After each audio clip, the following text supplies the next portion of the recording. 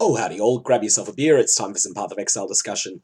About 16 hours before the launch of Path of Exile Ultimatum, about 7 hours before I recorded this video, data miners were able to determine the exact stats of the new gems that were added. And so what I wanted to do is cover the three that deal physical damage over time.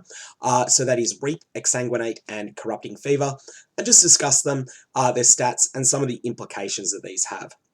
So these stats came about because GGG produced a lot of the game files earlier before the league launches, and they deliberately distribute these about a day early so that players with slow internet connections can start downloading them. However, some players that are very tech savvy and have very fast in computer connections download them in 10 minutes and start working through the files to determine all of the information that they can. You can't tell everything from these data mining like this. For instance, we don't know much about the Trial Master encounter. We know the names of the Trial Master's attacks, but not much more. However, we can tell a lot about the stats of the new gems, and that's what I wanted to discuss here. So here's Reap. We already knew what it looked like at gem levels 1 and at gem level 20. But what we didn't know was exactly how it scaled with gem levels in between, and also, most importantly, and I think most interestingly for players that are veteran PoE players, how it scales when you can force the gem level to exceed level 20. The easiest way to do this is by equipping the powerful unique dagger Cold Iron Point, which will add 3 to the level of all physical spell skill gems that you're using. Reap, of course, is a spell, it has both the spell tag and the physical tag, and so it benefits from Cold Iron Point. So, the key thing that you'll notice, if you have a look at the stats here, so this gives you the gem level, the required level, the strength requirement, intelligence requirement, the mana cost. Now, this is not a mana cost, this is a life cost for Reap. And then it gives you the minimum and maximum damage that the skill does with its hit. And then it gives you the amount of base physical damage per second. So, when you get to level 20, you're dealing 702 to 1053 damage with the hit, and then 1463 damage per second. If you equip one Cold Iron Point, and nothing else that increases skill gem levels, then you're jumping up to 970 and 1455. Now, that's approximately a 40% DPS jump. That's enormous, and that's just from one Cold Iron Point. Likewise, you get approximately a 40% increase in the damage per second of the DOT as well. It's just a smidgen under 40, so it might be like 39.2 or something like that. Then when we equip a second Cold Iron Point, you'll see the damage jumps again. This time it's another sort of 36% or so increase. So it's another very big jump in the direct hit component. But it's also actually more than a 36% increase, I think. It's more like a 37% increase in the damage over time component. So that's a big leap.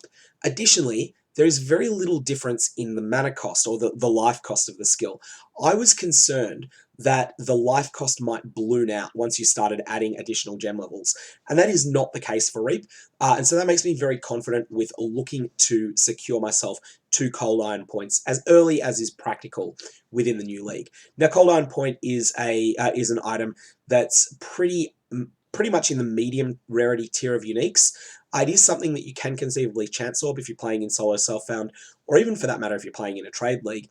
But it's a drop anywhere unique, so you're just going to need a bit of luck to find it, whether you decide to go the chancing route or just the killing lots of monsters route.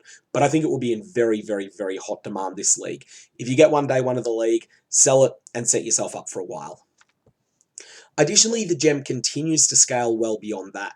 So if you were then to get an amulet that had +2 to the level of physical strength skill gems, so that'd be from 2 mods. One of them is +1 to the level of all physical spell skills, and one would be +1 to the level of all strength skill gems. Then that would give you an additional boost of damage that's still pretty significant. It's about 11% per gem level still. So you're getting a lot of base damage increase. Actually, sorry, it's more like a 11%, 11%. Yeah, it's about 11% per gem level. So it's slowing down a little bit, but it's still giving you that exponential level increase. So the scaling is exponential with gem level. It's not tapering off yet. So for that reason, I've got to say I'm impressed with the scaling on Reap beyond gem level 20, and that's certainly something I'm going to be looking to get going myself. Probably the ultimate extreme that you could get your gem level up to would involve using the Empower support gem, socketed into a Skin of the Loyal. So Skin of the Loyal is a unique item that has +1 to the level of all socketed gems, and that can also be 2 implicit corrupted, and conceivably get another +1 to the level of all gems, and another +2 to the level of gems that applies to Reap. If you can get this entire combination off, you can conceivably get the gem to levels, somewhere in the mid 30s, and at this point you will see that you're only getting 6 or 7% increase in damage, maybe even a bit less. Maybe it's more like 5% increase in damage per level, but that's still higher than a lot of other skills scale at gem levels that high. So yeah, I've got to say that Reap scaling beyond level 20 looks really good. As for scaling below level 20, I think it's pretty consistent. It's just sort of every level up is a big jump in terms of the amount of damage that you're dealing with the dot, and also a big jump with the base damage as well. So I think I'm pretty impressed with the scaling here.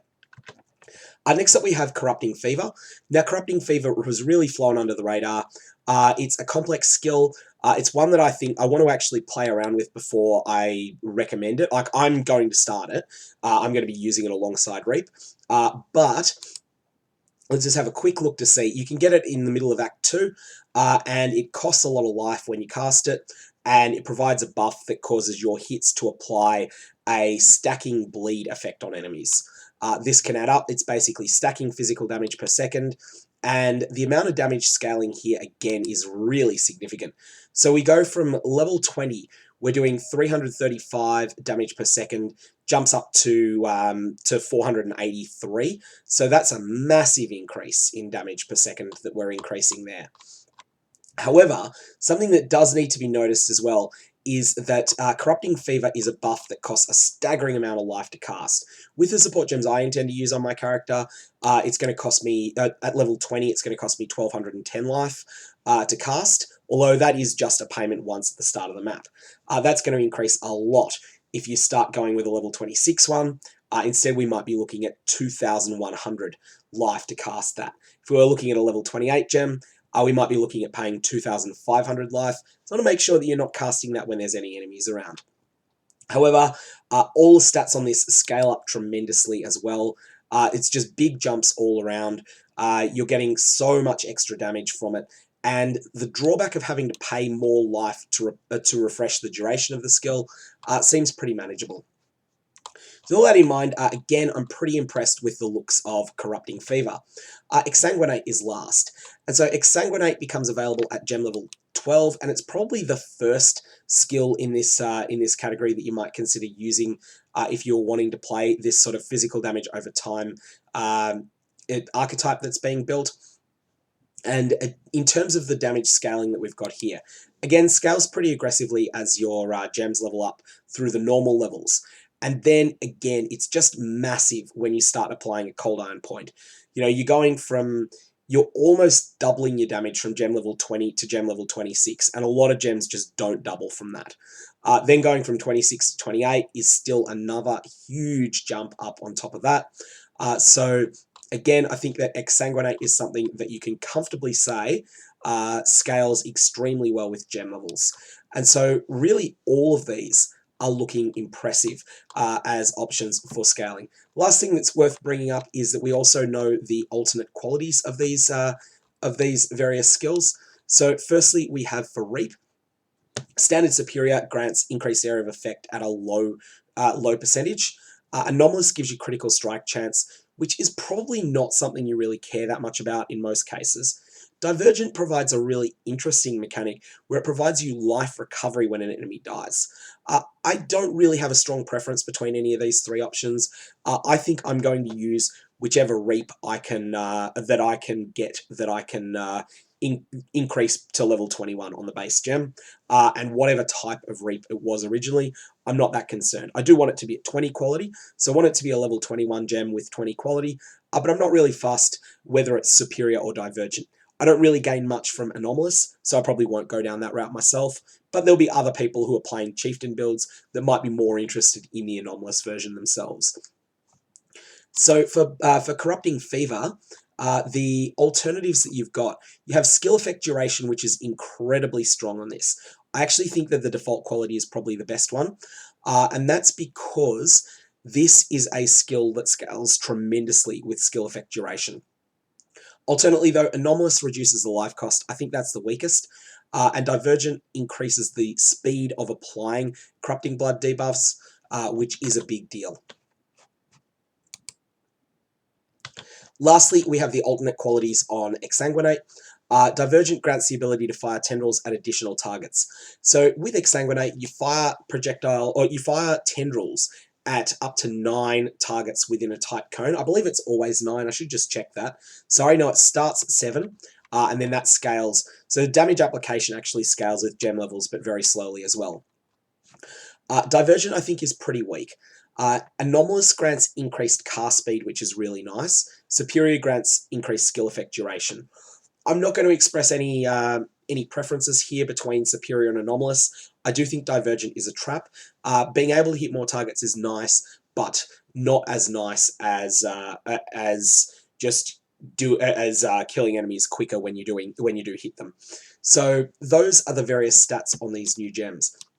If you're keen to check out other things, the Path of Exile, the POEDB site, has a whole page, which I will link below, that's got information specifically about Ultimatum. So that is that will have all of the information. There's another video that I put out on a bunch of the new items, so it'll have links to that. It will also have information on the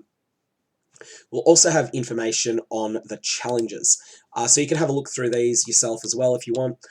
And as I say, I'll put a link to that. But at this point, I am going to call it a night. I'm going to go to get myself some sleep, and then I will be up in the morning for league start.